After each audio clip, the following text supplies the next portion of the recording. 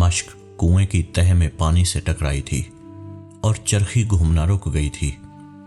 हल्के अंधेरे में भी गामू को पता चल गया था कि मशक पानी से टकरा गई थी और अब पानी में डूबते हुए वो उस पानी को अपने अंदर समो रही थी।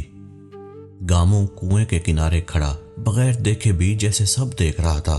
कितनी देर में मशक पानी तक पहुंचती, कितनी देर में पानी से भर जाती और फिर कब वापस खींच लेनी थी।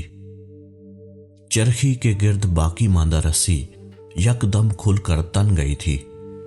गामू को पता था अब उसे मशक वापस खींच लेनी थी।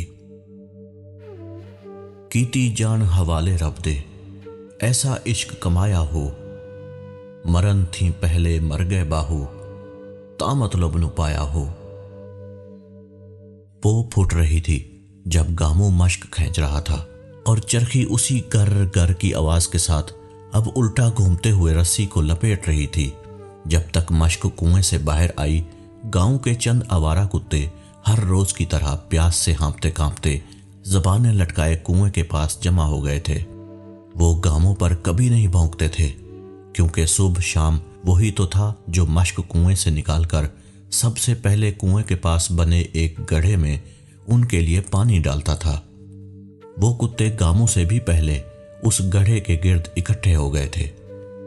मशक से छलकता ठंडा पानी उस गड्ढे में गिरने लगा और तब तक गिरता ही गया जब तक आखिरी कुत्ता भी अपनी प्यास बुझाकर हट नहीं गया। जांदा मुर्शिद कासा डितरा, तावी बेपरवाही हूं, राती जागिया की होया जे, मुर्शिद जाग न लाई हूं। जोग जीवन की सुबह शाम गामू माशकी के पानी और हक बाहू के कलाम से होती थी।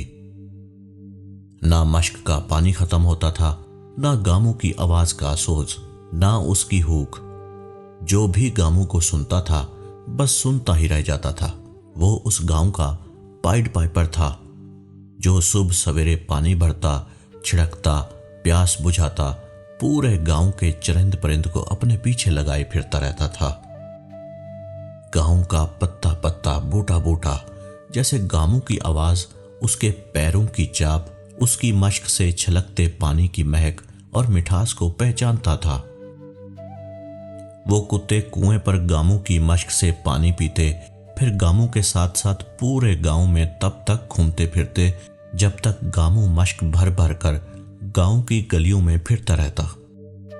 और फिर जब वो अपने घर चला जाता तो वो भी लौट जाते और फिर शाम को फिर कुएं पर गामू के इंतजार में बैठे मिलते।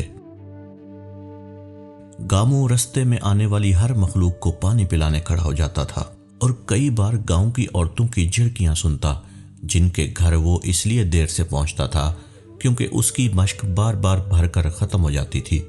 पर गामू के माथे पर कभी बल आया, न उसके होंठों पर कभी हंसी छूटी।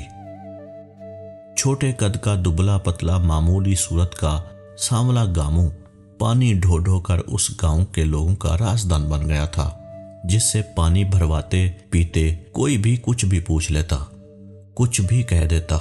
दिल के अंदर के राजों से लेकर जहन के पर्दों पर बनने वाली यादों तक गामू माशकी से किसी का कोई पर्दा नहीं था। दिल से किसी का क्या पर्दा।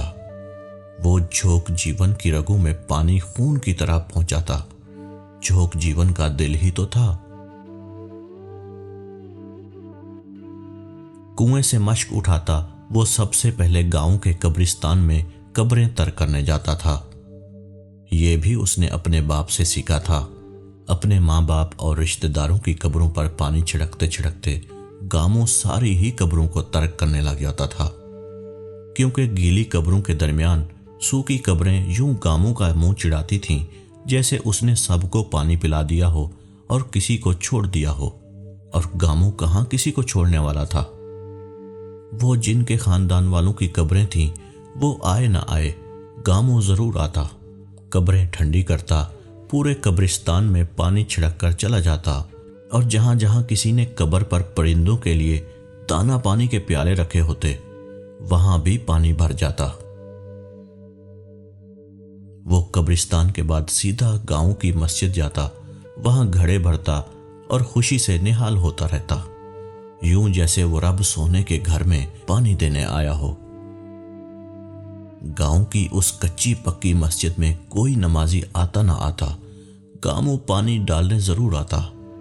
قبرستان میں لگے موتیا کے پودوں سے موتیا کے پھول توڑ کر وہ مسجد کے پانی کے گڑھوں کے پاس چھوڑ جاتا۔ کسی اور نے مسجد میں جھاڑو نہ لگایا ہوتا تو وہ جھاڑو لگانے کھڑا ہو جاتا، اور مسجد کے بعد وہ سب سے پہلے گاؤں کے چودھریوں کی حویلی جاتا تھا۔ بغداد شہر دی اے نشانی، اچیاں لمیاں چیراں ہو، تن من میرا پرزے پرزے، جیویں درزے دیاں لیراں ہو۔